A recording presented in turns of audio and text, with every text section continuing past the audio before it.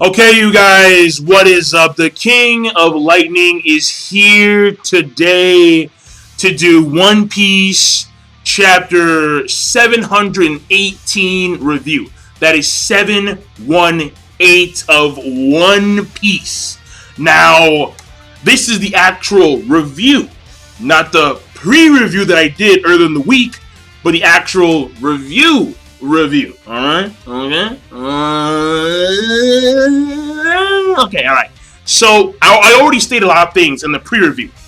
And I'm going to, of course, reiterate myself in this review. That's obvious. I know I'm going to do that. But I'm going to try and elaborate even further. Because the actual high-quality scans are out. And I can make greater inferences on the chapter itself. So, that being said,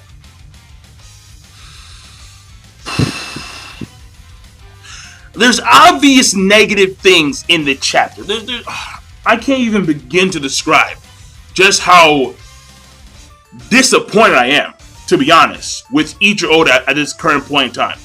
But let me go stage by stage, alright?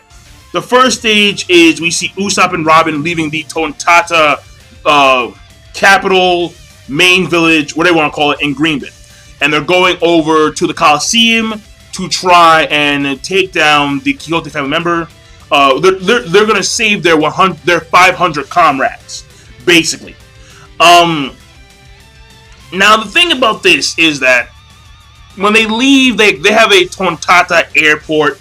I mean, the appropriate word for all of the Tontatta people leaving the airport and the foxes and the bugs, the appropriate word is just simply put cute. It's cute. It's cute stuff. It's there to appease the younger ones. For me personally, I'd rather see some blood, some gore, but fuck it, whatever. Moving on, forever forward. There is, though, two people there who have Dwarf powers. And I will say this, alright? We've seen in the course of this arc, we've seen three dwarves with Dwarf powers. I haven't seen a single giant with a Dwarf power. Not a single giant. I'm just saying. We've seen a fishman with Dwarf powers. Not a single giant. I'm thinking right now. I am reaching into the archives of my memory when it concerns One Piece. And I'm even considering that half giant, who was like half giant, half fishman back in freaking Davy Back. And no, there is not a single giant with a Dwarf power. I mean, if you want to include the filler chick that was there for the film Z, no. I mean, the giant that could turn small, no. Filler, fuck that shit. Yeah, there's not a single giant. So we've seen fishmen with Dwarf powers. We've seen dwarves with Dwarf powers, but we haven't seen a single giant with a Dwarf power. So, but whatever. I mean, like these two dwarves. There's Kabu. He's the user of the Mushi Mushi no Mi model Rhinoceros beetle, and then there is I think her name is either Bain, something of that nature, whatever. I don't really care. She is the user of the Mushi Mushi no Mi model Hornet. So basically, they're bug devil fruits. I mean, obviously Zoan status. That's obvious. I mean, oh yeah. I forget. Yeah. You can include bugs in the Zoan. Shit. Actually, now that I think about it, Zoans are actually very diverse. I forget about the fucking Zoans, because the Zoans are the only ones that I know that have models. Because you can have, for example, that one guy in Alabasta and Jabra. One guy was Inu Inu no Mi model Jackal. The other guy was Inu Inu no Mi model Wolf. So they can have models. They're actually very diverse. Are they the most diverse category? Up for debate. Probably not. Because Paramecia, it's literally up the ass with Oda. It's like, okay, you know what? Fuck it. Let's fucking, yeah, here we go. Power. It's like, okay, all right, fuck it. But they leave.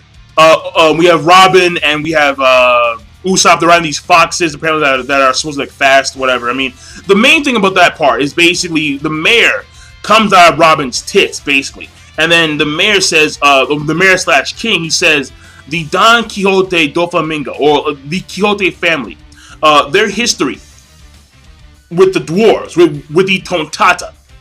They have it has existed since going back around 900 years ago. 900. That is around the time of the fall of the empire or the kingdom that was technologically the most advanced. So, and you know, I mean, I could really get into whole Will of D discussion, but I'm not going to because that'd be repetitive and too vague, to be honest. So we move forward again, forever forward. Basically, we don't know, but it does hint that the Quixote family. I mean, my assumption is this, right? The Quixote family members back in the day, since it seems to be like a lineage. I mean, now granted, I don't know if the name Quixote was synonymous back in the day. If in fact he is a Tenryubito, he may have changed his name completely to try and erase his ties to those Tenryubito.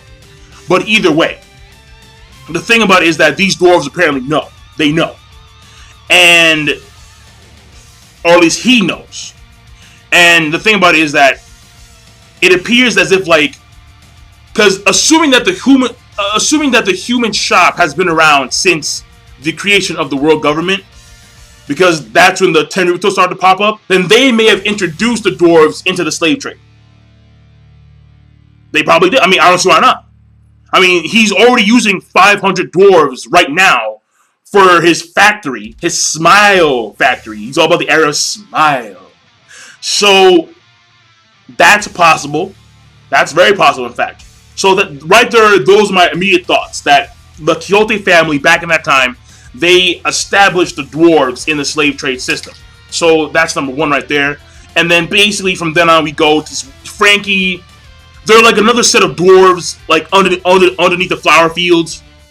So, obviously, this is not where the factory is located. The flower fields is like another dwarf hideout, apparently. And the actual factory itself is underneath the Coliseum. I mean, no wonder. You see, like, because you have to wonder, like, why is Diamante supposed to protect this Coliseum? Like, there should be more to it than that. And lo and behold, the factory is underneath the Coliseum. So it looks like these two groups of two groups of dwarves are gonna merge. They're gonna come out as like a dwarf army and try and take out the Coliseum and the Quixote family. Zoro and Franky meet up, and Zoro remembers that, yeah, I need to go to the ship because the ship's in danger. And then we cut over to the actual ship itself. And he's watching Luffy fighting the Monitor, but that's another story. And we go on from there. I mean, basically, the chick, so it reveals that she ate the art fruit. And she can change anything she wants to at will with her powers. She can literally imagine something. And she can alter an object's composition to her imagination. That's a ridiculous power. That could be used in so many ways. Again, Oda likes Hack's abilities. She has a very Hack's power. She can literally imagine something, and her clouds or her smoke, wherever it is, it could graze you, and it could literally change the structure of either that person or that item or that substance. So, a Hack's power indeed. But basically, like, Law calls in the middle of their fight, and because like they took out, I don't know who took out, but I think Brook Nami and Brook Nami and Chopper, they took out her subordinates, and so she's fucking them up right now. And Law calls in, and they're trying to tell Law, like, save us, and he's like, no, save me. End of story. Close, and that's it. End of story. And then the next time we see him, bloodied, fighting Flamingo, apparently one-on-one. So, you know what? I will say that for later. Let me just finish it up, alright? Honestly, let me finish it up. And then we go on from there.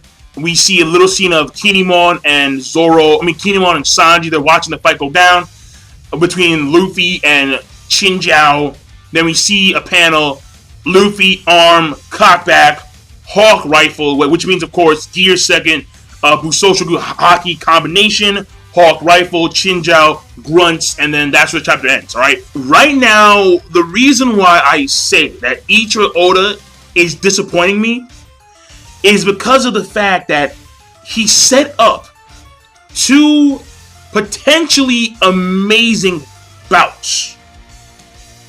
Law versus Flamingo and Fujitora. Luffy versus Chinjao. And it appears as if Oda is like, he's prioritizing the Luffy and Chinjao fight over the Law, Fujitora, Flamingo fight. In fact, it appears to be like a one-on-one now, where it's Law versus Flamingo. I don't even see Fujitora, period. I don't know what the fuck, no one knows where the fuck he is. He's MIA, Fujitora. But let me just say this. Even though he's prioritizing the Chinjao and Luffy fight over the Law, Flamingo, Fujitora fight, he's doing a poor job of demonstrating each of these fights. The Law Flamingo bout is so vague, it is not even funny. I have no idea what's going on. All we know is that Law is stalling for time. Fujitora pulled down a fucking meteor from space. And then Oda said, fuck it, I'm gonna go to other shit. And I can understand that. But then the fact that he keeps on showing us little snippets and teasers of this fight is really ticking me off. And quite frankly, it's turning me off from this fight. I was super pumped. I got a stiffy when I saw that meteor. And now I'm soft as fuck. Like, it's really pissing me off to high hell. I am not pleased with that fight. Now, the fight that I want to see the most, of course, Chinjao versus Luffy. What is going on? I don't really fucking know. The whole premise of someone like Chinjao being introduced should be, because I'm not Oda, but it should be to showcase Luffy's powers, his current strength, where he lies. Chinjao back in the day could fuck with Garp. Chinjao apparently split a freaking con with a goddamn headbutt. He's not in his prime, but regardless, he still should be quite devastating. Problem is that every time we see them fight, what do we see? We see other characters watching them fight from a monitor. And it's starting to turn me off from their fight. Now, granted, Oda kind of slipping back in because we see Luffy do a Red Hawk, a Hawk Rifle, which is damn cool. We don't see the end result, but I would like to see a Red Hawk above the at sea level, because the last time he did it, he was underneath 10,000 meters of water pressure. Somehow was able to create fire underneath 10,000 meters of water pressure, being a Devil Fruit user, and blast a freaking hole through Horty Jones, a guy who has immense durability and endurance. And this Chinjao individual is stronger than Horty Jones, obviously. But now that we see, the thing about it is that we should see now the full scope of a Red Hawk above the goddamn ground. Problem is that when it comes to the Hawk Rifle, haven't seen that result. Not pleased about that. I mean, maybe he may show it. He may show at the end. I mean, he may show it in the next chapter, One Piece, probably, hopefully. But it's just that it's still ticking me off. It really is. I'm not gonna lie about that. I mean, of course, we see Burgess, and that to me, I'm like, I love this guy. I love Burgess. But right now, Burgess is not relevant. What's relevant right now are these two fights, and the Tontatta army coming for Flamingo's ass, and for their people. Burgess at this current point in time, is not relevant. Fujitora was relevant, then became irrelevant, because he apparently is no longer there. I don't know where the fuck he is, but he was there, now he's no longer there. There's a problem here, Oda, and the problem is that this arc, so far, you set shit up, and you're not even like remotely getting to where you need to go when it comes to these fights. And it's irking the fans. I mean, people have been, I know Story said Mage, I saw his video, he's pissed off. And I understand full well why he's pissed off. Because he set it up to be phenomenal.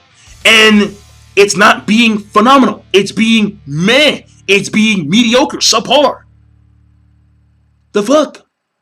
So, I mean, from my pre-review, I'll bump it up to a like subpar rating, because the Tontatta right now aren't that interesting unless they actually see them in combat or they reveal more stuff about the 900 year connection with the Quixote family. Now that is intriguing as fuck. It really is. But don't tease us with these goddamn fights. Please. I'd rather you just fucking skip the goddamn fights entirely than backtrack to them. I'd rather we see the end result of Law versus Flamingo, Law versus Flamingo and Fujitora, and then you go do a fucking flashback. A little rewind the time. Like you did with Sanji and Violet.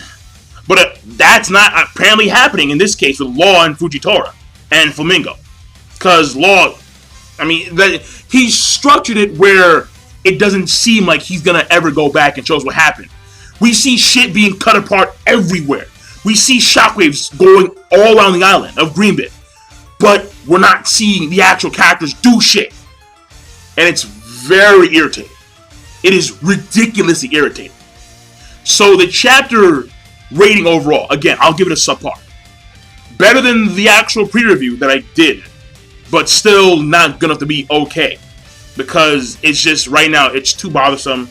Right now, it's really, especially Chinjao and Luffy, man. I mean, come on, dude. Alright, but I'm done. King Lightning. Be sure, of course, rate, comment, and subscribe as always. Peace. Have a nice day.